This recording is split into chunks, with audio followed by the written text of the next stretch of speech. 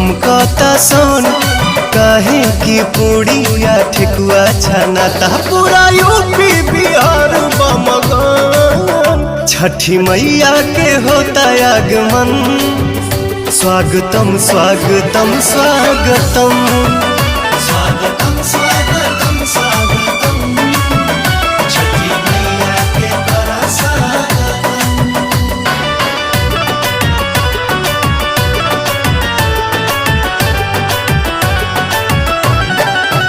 जय जय छठी मैया जय जय मैया, जय जय छठी मैया जय जय मैया।